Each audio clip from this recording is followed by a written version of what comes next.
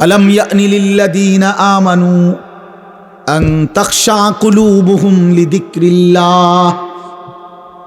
আল্লাহ বলে, আমার ইমানদার বান্দা, আমি আল্লাহর ভয়ে, আমার স্মরণে, আমার জিকিরে, আমার গোলামির জন্যে তুমি বান্দা মোমেন দিলটা নরম হওয়ার সময় ইমানদার আজও কি হয়নি?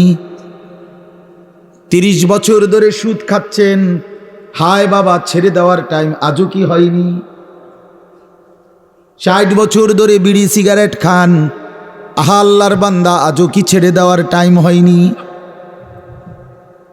আজকে 30 বছর ধরে দাড়ি কাটছেন, প্রতিদিন আল্লাহর নাফরমানি করছেন, আহা বন্ধু আজও কি সময় হয়নি?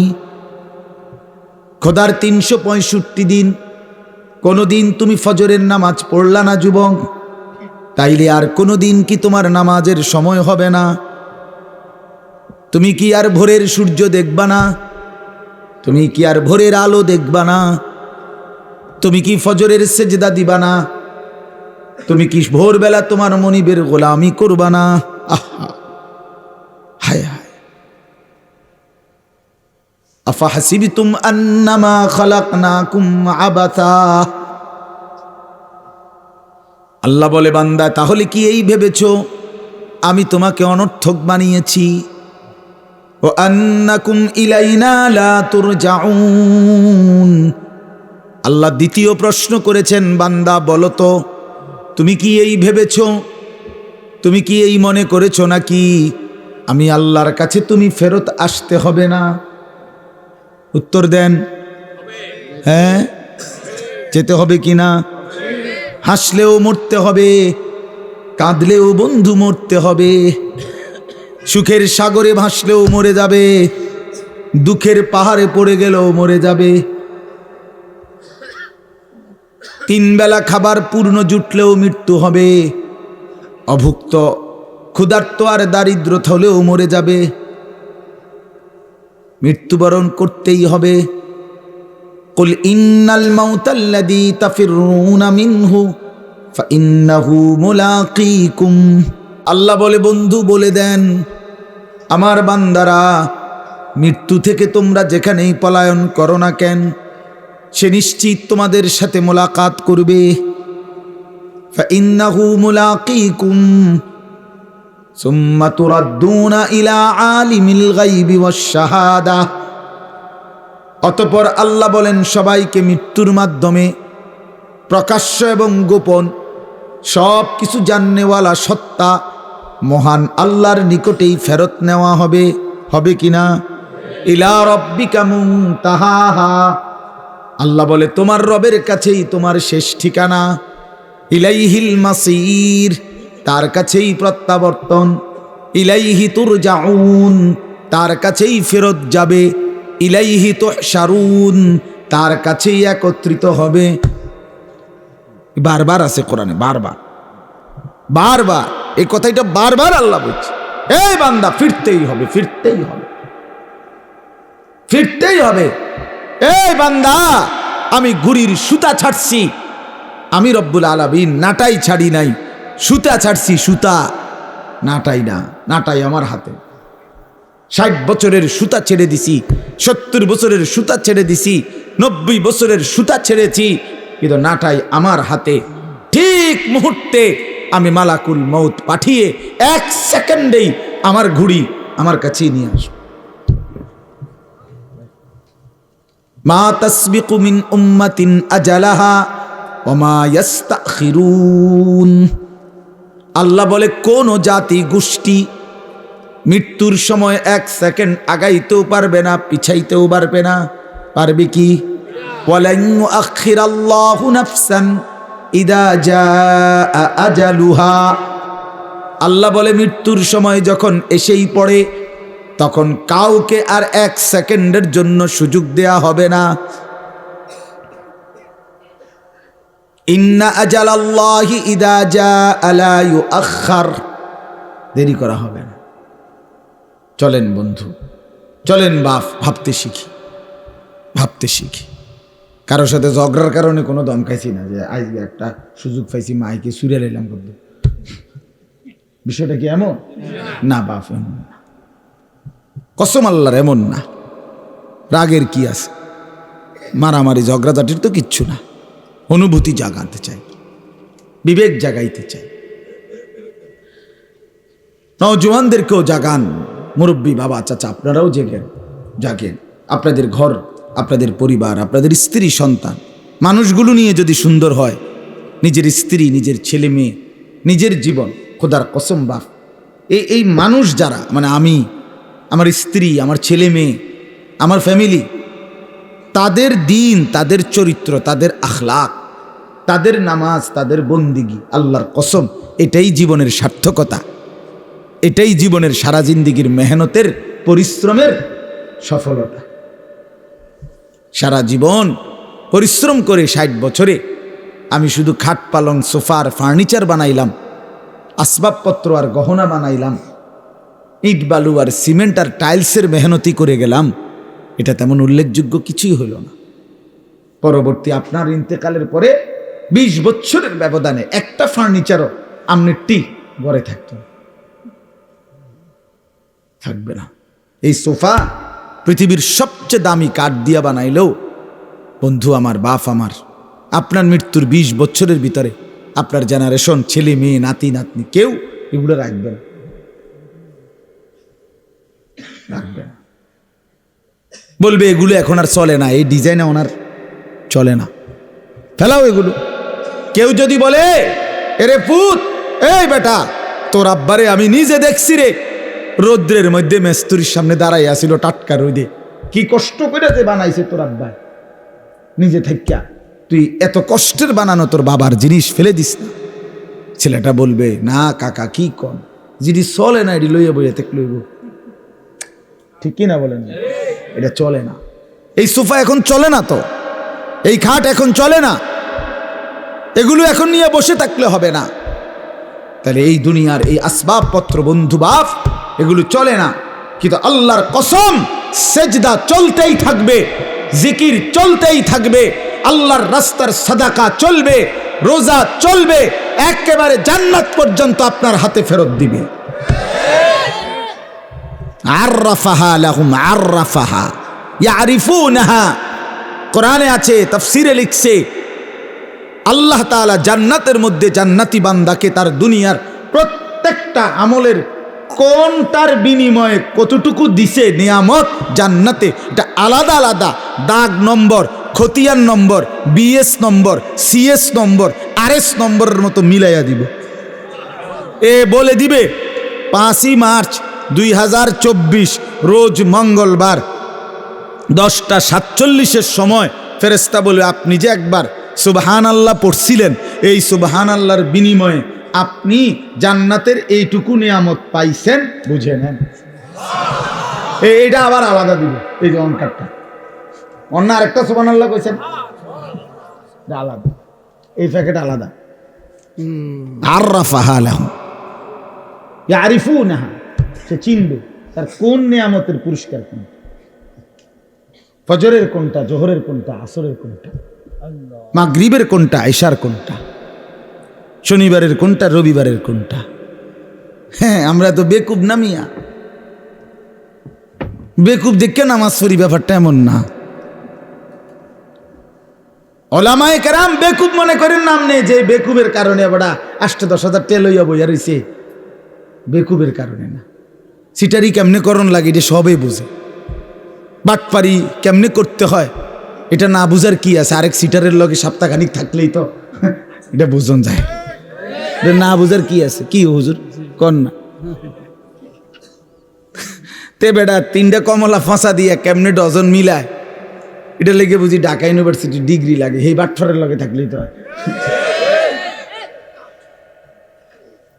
ওজনে কেমনে কম দেয়, এটার জন্য কুমিল্লা বিক্রি কলেজ থেকে অনার্স লাগবে কেন, এই সিটারের লগে থাকলেই তো হয়। যে দোস্ত কোন ফাঁকি দিয়ে কমটা দেন, হেঁটে করবো 3টা দিন তুই শুধু খেয়াল করবি কেমন হয় যে কাস্টমার ঠগায়, এরপরে তুইও পারবি, এটা তো ঠিকই, তো সবাই তো পারবে। দুনিয়া না বুঝার কি আছে বলেন বাপ? ওলামায়ে কেরাম বলেন, দিনদার বলেন, হালাল উপার্জনকারী বলেন, আল্লাহর কসম আখিরাতকে ভয় করে, পরকালের ফিকির করে, মালিকের সামনে দাঁড়ানোর ফিকির করে বলে, বরং আপনার চাইতে কোটি গুণ বেশি চালাক, বুদ্ধিমান। কারণ দুনিয়া লুবি, হারামখোর, সুদখোর, ঘুষখোর, দুর্নীতিবাজ, অবৈধ উপার্জনকারী, চরিত্রহীন মানুষ, সে তার লাভ লোকসান সবটাই হিসাব করে দুনিয়া নিয়া। এক ইমানদার, তার পরিকল্পনা আরো সামনে, তার টার্গেট আরো সামনে, তার বুদ্ধি বিবেচনা আরো সামনে, সে টার্গেট করে জান্নাত পর্যন্ত। সে বুঝে আমি এখানে থামলে হবে না, আমাকে কবরে যেতে হবে। আমি কবরে থামলে হবে না, আমাকে হাসরের মাঠে যেতে হবে। আমি হাসরের মাঠে থামলে হবে না, আমাকে মিজানের পাল্লার কাছে যেতে হবে। আমি মিজানের পাল্লায় থামলে হবে না, আমাকে ফুলসেরাতে যেতে হবে। আমি ফুলসেরাতে থামলে হবে না, আমাকে জান্নাতে ঢুকতে হবে। যেদিন জান্নাতে ঢুকবে সেদিন ইমানদার বলবে, ওয়াকালুল হামদুলিল্লাহিল্লাযী আযহাবা আন্নাল হাযান ইন্না রাব্বানা লাগাফুরুন শাকুর। আল্লাহ বলেন, জান্নাতি জান্নাতে ঢুকে বলবে, আল্লাহ আপনার প্রশংসা, আজকে গিয়ে জিন্দেগির সব পেরেশানি দূর হলো। ওয়াকালুল হামদুলিল্লাহিল্লাযী আযহাবা আন্নাল হাযান, চিন্তা সব দূর হয়ে গেল। وقالوا الحمد لله الذي صدقنا وعده وأورثنا الأرض نتبوأ من الجنة سبحان الله حيث نشاء। তৃপ্ত হবে সেদিন, জান্নাতে যাবে। এজন্য টার্গেট তো জিন্দেগির, জীবনের টার্গেট তো ওই পর্যন্ত। বাস, এখানে থেমে গেলে হবে না যুবক ভাই, এখানে থামলে হবে না। শুধু এই নারীর পিছনে শেষ হলে হবে না বন্ধু, তোমাকে আরো সামনে যেতে হবে। শুধু এক নারী, এক মোবাইল, এক ছবি, এক নর্তকী, আল্লাহর কসম বন্ধু, এখানেই তোমার শেষ না, আরো যেতে হবে তোমাকে। তুমি চাইলেও যেতে হবে, না চাইলেও যেতে হবে। হাসরের ময়দানে তুমি দাঁড়াইতেই হবে, ফুলসিরাত তোমাকে পার হইতে হবে। তুমি না চাইলে ফেরেশতা তোমার ধাক্কাইয়া সামনে নিবে, যা বেটা, ধাক্কাইতে ধাক্কাইতে নিবে, জাহান্নামে ছুঁড়ে মারবে। ইয়াসলাহা মাদমুমান মাদহুরা, কোরআনে আল্লাহ বলছে জাহান্নামীকে বেইজ্জতি করে, লাঞ্ছিত করে, অপদস্থ করে, এরপরে ধাক্কা দিতে দিতে জাহান্নামের দিকে ঠেলে নেওয়া হবে।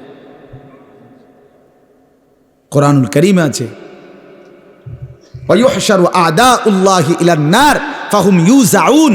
এই শব্দের দুই অর্থ। এক অর্থ এটাও যে জাহান্নামীদেরকে আল্লাহ বলেন ধাক্কা দিতে দিতে, লাথি দিতে দিতে জাহান্নামের দিকে ফেরেশতারা নিবে। জাহান্নামী বলবে, দোস্ত ভদ্রচিত ভাবে হাঁটাইয়া নাও, লাথি উষ্টা দাও কা জামু তো, আমি জাহান্নামেই জামু, কিন্তু এরকম শুরু করলে না। ফেরেশতা বলবে, দোস্ত সিস্টেমে লাথি হাঁটাইয়া নাও, সিস্টেম নেই। সিস্টেম না থাকলে আমি করতে না। সিস্টেম অনেক অনেক আপনার ফাস্ট ফুডের দোকান, ওই যেখানে বার্গার বুর্গার বেছে, এগুলো আছে না, ফাস্ট ফুডের জিনিস, এর মধ্যে কোনো টুলে নাই বইনের, সিস্টেমে খারাইয়া খাও। অনেক আপনি শহরে দেখেন, কোনো বসার কিছু নাই, সিস্টেমে হলে আমরা দাঁড়াইয়া খাইতে। আমি একবার বাংলাদেশের একটা 5 স্টার হোটেলে গেছিলাম, একবার জীবনে। আমারে বিশেষ একটা আলেমদের সেমিনার হয়েছিল এনে। পরে ওই 5 স্টার হোটেলে গিয়ে খানার টাইমে, খানার জন্য গেছি, যেখানে বড় রুম রুম, ওইখানে কইল যে খানা কো, আমি কইলাম টেবিল কই, কো এক সাইডে দিয়ে শুধু কতটি এরকম টুল আছে, আরে এরকম লম্বা, আর ওইখানে যেখানে তারা খানা রেডি করে রাখছে, ওখান থেকে গিয়া দাঁড়াইয়া কই তুইব, ওখানে তারা দিলে ওই নিজে হাতে করে আইন না, তারপরে এনে খাইয়ে খেতে। এটা স্টাইল আমার ফোজা, আমি কান্দে করে আনতে। তাহলে এই জন্য বললাম, সিস্টেমে লাথি, সিস্টেমে ধাক্কা। আল্লাহ আমাদেরকে মাফ করে দেন। আমি বন্ধু ফিরাইতে চাচ্ছি আপনাদেরকে, এটা বুঝাইতে চাইলাম। দয়া করে হায়াতের কদর করেন, নিজের জীবনে রহম করেন। বাস্তবিক কথা তো এটাই যে এই মুহূর্তে আসলেই সারা পৃথিবীর লক্ষ কোটি মুসলমান মোমেনের কাছে একটাই অপেক্ষা, একটাই অনুভূতি, মাহে রমজান। মাহে রমজান ব্যতীত অন্য কোনো আকাঙ্ক্ষা, স্বপ্ন, পরিকল্পনা বলতেই নাই। সবার জবানে এক উচ্চারণ, রমজান। রমজানের আগে, রমজানের পরে, রমজানের মাঝে, রমজানের শুরুতে, মানে যে কোনো কথাই বলে এটারে সাথে নিয়ে, ঠিক না? বিষয়টা এমন হয়, রমজানের আগে খালি নাই, রমজানের পরে আবার ডেট দিব। আমি আমার কথা কইতেছি, রমজানের আগে আজ ঝামেলা করেন না, মানে হ্যাঁ, সব কিছু এখন এই আগে পরে রমজান। রমজানের প্রথম দশক উমরায়, রমজানের শেষ দশক এতেকাফ, মাঝখানের সময় বাসায়, মাদ্রাসায়, এই সব মিলাইয়া রমজানের প্রস্তুতি। বাসায়, মাদ্রাসায়, ভাই বোনদের সাথে কথাবার্তায়, সব কিছুতেই আলহামদুলিল্লাহ মোমেনের জবানে এখন শুধুই রমজান, শুধুই রমজান।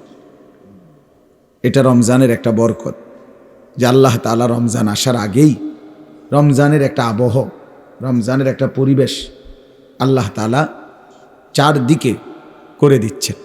সুবহানাল্লাহ। এবং যেই কোনো মুসলমান দেখবেন, আপনি যদি বিবেকবান হন, উপলব্ধি করবেন যে যখনই চাঁদ ওঠে মনে হয় যেন ভিন্ন একটা বাতাস গায়ে বয়। আজীব, এটা আমি তো আলহামদুলিল্লাহ অনেকবার অনুভব করছি। রমজানের চাঁদ উঠলেই মনে হয় যেন আল্লাহ তাআলার রহমের চাদর, রহমের বাতাস বইতে শুরু করছে। এই জন্য বাপ, মূল কথা এটাই। প্রথম কথা, যেই মুহূর্তে আমাদের আবেগ অনুভূতি অপেক্ষা শুধুই আল্লাহর কাছে সবচেয়ে বেশি দিলের তামান্না যে আল্লাহ রমজান পর্যন্ত পৌঁছিয়ে দেয়। রাসূলুল্লাহ সাল্লাল্লাহু আলাইহি ওয়াসাল্লাম রমজানের পূর্বে 3টি কাজ বিশেষভাবে করতেন। 1, 2 মাস দোয়া করতেন রমজানের জন্য। তুমি এটা খুটুর খুটুর করো না বেটা, বুট টুট, রাত বাজে 11টা, মনে বুট খাও, ভাত খেবে কোন সময়? কি রে বেটা, এত রাইতে যদি বুটে খাও তো ভাত খেবে কোন রাত? কেউ বুট বাদাম খাইবেন না, খাইও না বাপ, চুপচাপ শোনো না, ঠিক আছে না? ইনশাআল্লাহ তাকায় থাকো, যাই বুঝো। দেখেন, এটা আমি একটু গুরুত্ব বেশি দেই। এই মোবাইল টিপলে, বুট বাদাম খাইলে, সদর বদর করলে আমার ভালো লাগে না। আমি এটা বলতে পারি না আর কি। ছাত্র, আমি শিক্ষকতার জীবনেও, ছাত্র ক্লাসেও আলহামদুলিল্লাহ নাক খাইলেও আমার পড়ায় না, মানে বলতে পারি না। এটা একটা বিষয় যে আমার কথা হলো মনোযোগ খুব বেশি উপকারী। যে আন্তরিক, দরদি, আগ্রহী, একাগ্রতা, নিশ্চিত ধরে নেন তার পরিবর্তন হয়ই হয়, সে বদলায় যায়। এটাই বাস্তবতা, এটাই বাস্তবতা। ওয়াহদি ইলাইহি মান ইউনীব, কোরআনুল কারীম আল্লাহ বলছেন, যে আমার দিকে ঝুঁকে আসে আমি তাকে হেদায়েত দিয়ে থাকি, হেদায়েত দিয়ে থাকি। মান ইউনীব, ইনাবাত, ঝুঁকে আসা, আল্লাহর দিকে আসা। এই জন্য আল্লাহর দিকে আগাইতে হয়, আগাইতে হয়। কোরআনুল কারীম আল্লাহ বলছে, অফি যালিকা ফালিয়াতানাফাসিল মুতানাফিসুন, জান্নাতের নিয়ামত অর্জনের জন্য তোমাদের প্রতিযোগিতা করা উচিত। পরস্পর প্রতিযোগিতা মানেই হলো এগিয়ে যাওয়ার চেষ্টা, অন্যকে ডিঙ্গাইয়া আমি সামনে যাব, এটাই তো প্রতিযোগিতা। আল্লাহ বলছেন এটা উচিত জান্নাতের জন্য। আল্লাহ তাআলা বলছে ফাস্তাবিকুল খায়রাত, আল্লাহ তাআলা বলেন নেক অর্জনে, কল্যাণ অর্জনের জন্য, নেকি অর্জনের জন্য প্রতিযোগিতা করো। ফাস্তাবিকু, প্রতিযোগিতা করো। সূরা ইউসুফের মধ্যে আছে ইন্না নাস্তাবিকু, ভাইরা 10 ভাইরা বলছে আমরা দৌড়ের প্রতিযোগিতা করছিলাম। তো প্রতিযোগিতা করা মানে এগিয়ে যাওয়ার চেষ্টা। এই জন্য সবসময় এটা খেয়াল, ছোট বড়, বিশেষ করে যুবক ভাই, মাঝ বয়সী, যেই বুঝেন এটা উচিত বাপ বুঝা। দিলের মধ্যে একটা প্রচণ্ড আগ্রহ ছাড়া, উদ্দীপনা ছাড়া পৃথিবীতেও, আখেরাতের লাইনেও, দুনিয়ার লাইনেও সফলতা আসে না। দুনিয়ার যত শিল্পপতি, পয়সাওয়ালা, অথবা কোনো পদ পদবীর অধিকারী, সেও দিবানিশি বহু রাত বহুদিন তার লাইনে তাকে অনেক বেশি মেহনত করতে হয়েছে। সৎ অসৎ পরের কথা, মানে সফলতার জন্য মেহনত জরুরি, নিরবচ্ছিন্ন অধ্যবসায় ধারাবাহিক মেহনত জরুরি। আখিরাতের লাইনেও যারা আল্লাহর নেক বান্দা, আল্লাহর ওলি, আল্লাহর প্রিয় বান্দা, প্রত্যেকেই খুব বেশি পরিমাণ ইবাদত আমলে মেহনত করছেন, রাত দিন বিনিময়ে তার আল্লাহর প্রিয় পাত্র হয়েছে।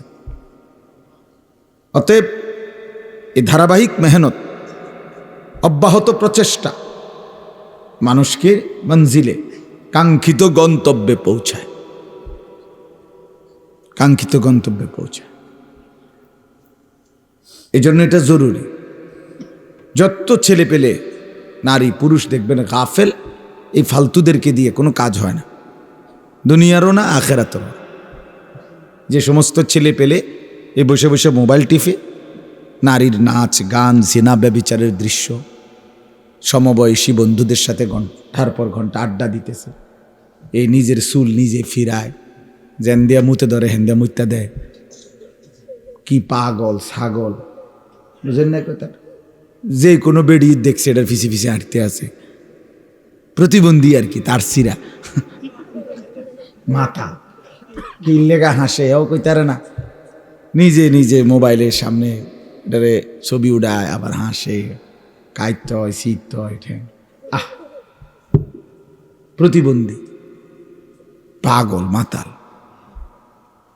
লাআমরুকা ইন্নাহুম লাফি সাকরাতিহিম ইয়ামাহুন, আল্লাহ কোরআনে বলছে, বন্ধু আপনার হায়াতের কসম, নাফরমানরা তাদের নেশায় মত্ত, নাফরমানিতে মত্ত মাতাল। কোরআনের আয়াত, নবীজিকে আল্লাহ বলছে আপনার জিন্দেগির কসম বন্ধু, ইন্নাহুম লাফি সাকরাতিহিম ইয়ামাহুন, তারা তাদের মাতলামিতে ডুবে আছে, নেশায় মত্ত হয়ে আছে। এজন্য আল্লাহ বলছে এরা মাতাল, এরা মাতাল, এরা নেশায় আছে, যাদের জীবনে কোনো ইবাদত নেই, বন্দিগি নেই, আত্মসম্মান আত্মপরিচয় নেই। কেন আসলাম, কোত্থেকে আসলাম, কে পাঠাইলো, কেন পাঠাইলো, করছিটা কি, উচিত কি, যাব কোথায়, ফিরবো কোথায়, কে জানে কোত্থেকে আইছি, কে জানে কেন আসছি। আহা, আফাহাসিবতুম আন্নামা খালাকনাকুম আবাসান, আল্লাহ জিজ্ঞেস করছে বান্দা কি ব্যাপার, তুমি কি এই ভেবেছ যে আমি আল্লাহ তোমাকে অনর্থক বানিয়েছি, কোনো উদ্দেশ্য নেই আমার? কেমনে ভাবলা বান্দা? 9 মাস মায়ের পেটে রেখে অন্ধকারের ভেতরে আমি তিল তিল করে নিজের হাতে যত্ন করে তোমাকে সাজিয়েছি।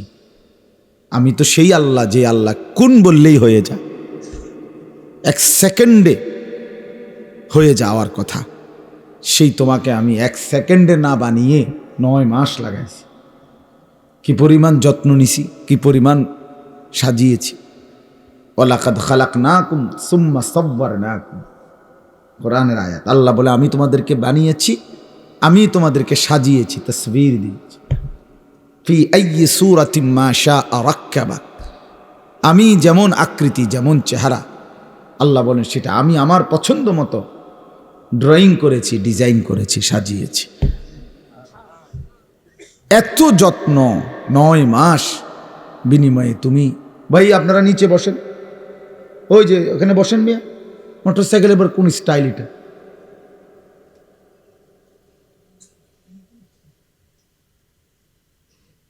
তো আমি এটা সবসময় দায়িত্ব বোধ করি, আমার চোখের সামনে যতক্ষণ যে কয়জন, তাদের ব্যাপারে আমি আমার কাছে এটা আমানত।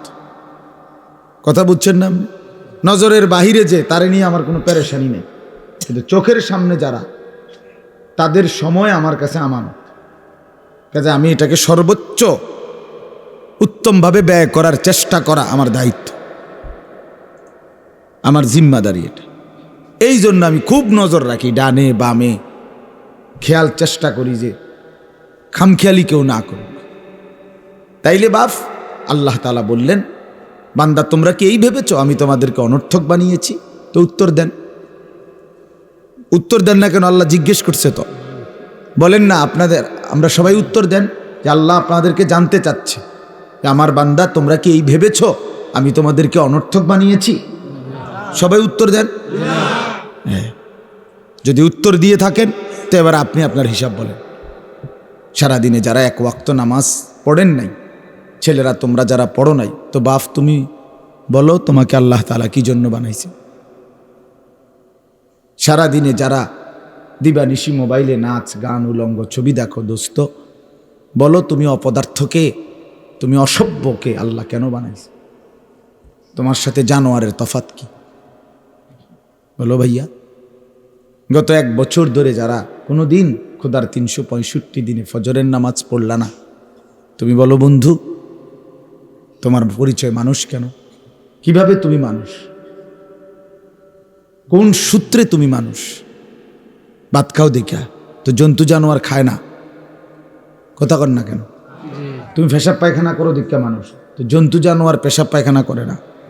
তুমি ঘুমাও দেখা মানুষ, তো জন্তু জানোয়ার ঘুমায় না। তোমার যৌন চাহিদা, জৈবিক চাহিদা আছে এই জন্য মানুষ, তো জন্তু জানোয়ারের জৈবিক চাহিদা নাই? গরু ছাগলের ছাওয়া হয় না, কুকুর বিড়ালের বাচ্চা হয় না, তো কি সূত্রে তুমি মানুষ? ওই ভাই মোবাইলটা নামান, মোবাইলটা নামান, এমনি শুনেন, আমার দিকে তাকায় শুনুন, নামান, এটা নামান। হাতে ধরে মোবাইল ধরেন না, আপনি ফিকির করেন। মোবাইলে অনেক ওয়াজ আছে, হাজার হাজার লাখ লাখ ওয়াজ, সব বক্তার, আমাদেরও আছে, অন্য বক্তাদেরও আছে।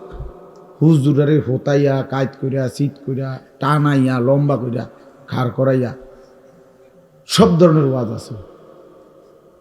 বুঝেন নাই কথাটা? দোস্ত এ সামনাসামনি শুনি,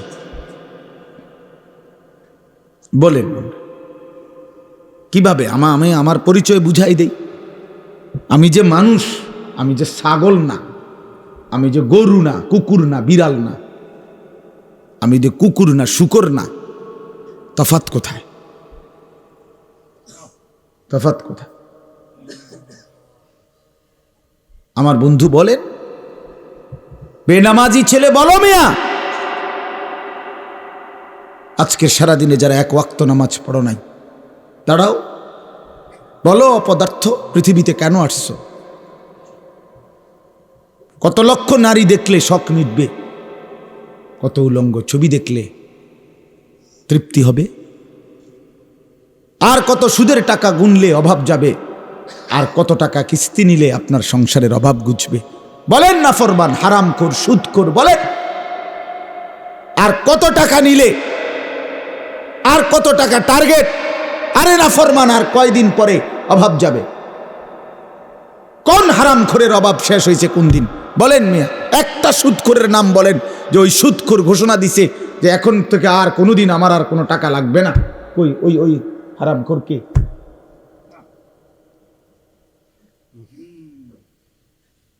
নবী সাল্লাল্লাহু আলাইহি ওয়াসাল্লাম বলছেন, লা ইয়ামলাউ জাওফু ইবনু আদামা ইল্লা তুরাব, বনি আদমের পেট ভরবে না কোনোদিন কবরের মাটি ঢোকা পর্যন্ত। মানুষের চাহিদা শেষ হবে না।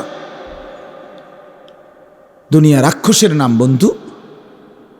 এই রাক্ষস শুধু গিলে খায় আবার হা করে, সেকেন্ডের ভিতরে ইউটার্ন করে, মানে হা করে আবার। দুনিয়া এক অতৃপ্ত। এই জন্য বাপ খামখেয়ালি করে উড়াই দিও না। ছেলেরা একজন আরেকজন হাইসা উড়াই দিও না। যদি মনে করো তোমার কর্তব্য মনে করাই দিলাম, তোমার নিজের পরিণতি পরিচয় তোমাকে তুলে ধরলাম, তবুও তোমার হাসি আসে, তো বাস্তবিক অর্থেই তুমি মানসিক ডাক্তার, পাগলের ডাক্তার দেখানো উচিত। কারণ তোমার বিবেক বলতে কিছু নাই। তুমি তো অনুভূতি শূন্য। তুমি তো আর আলো চেনো না, অন্ধকারও চেনো। তুমি ফেসাবও চেনো না, পানিও চেনো না। তুমি না পাকও চেনো না, পাকও চেনো না।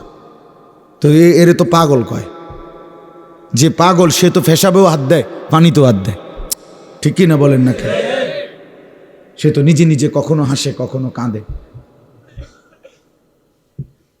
আত্মপরিচয় অনেক বড় সম্পদ। নিজেকে চিনা দোস্ত আমার অনেক বড় নেয়ামত।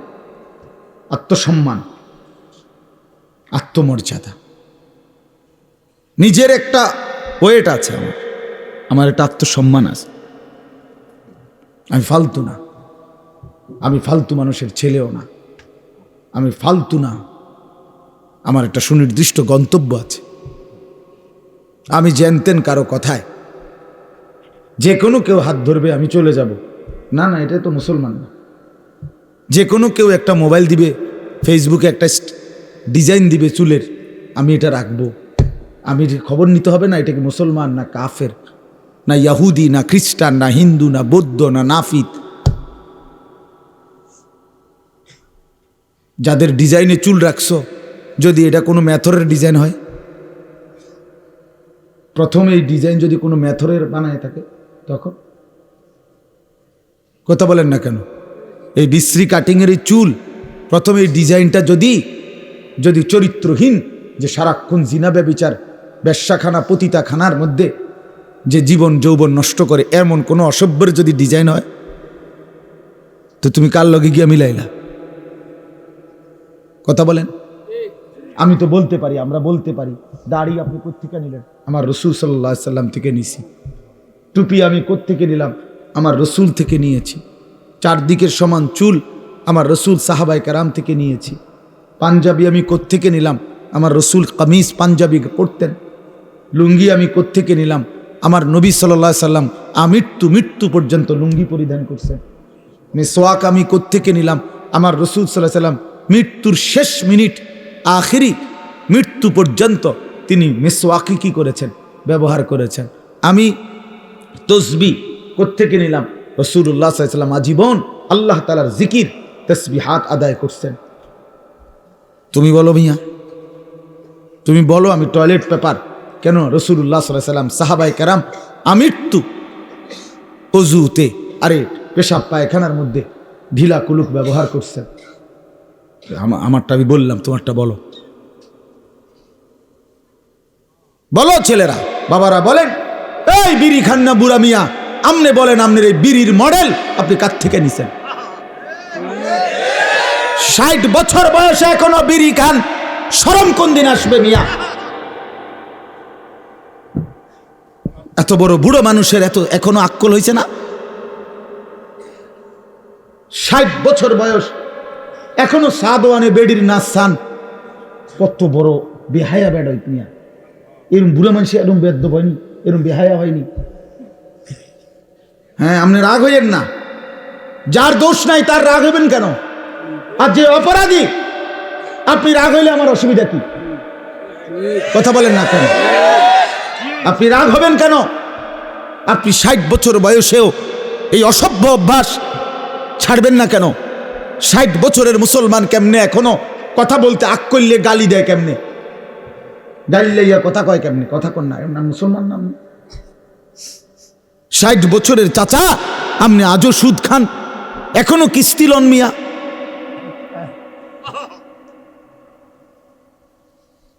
আস্তাগফিরুল্লাহ, আজও সময় হয়নি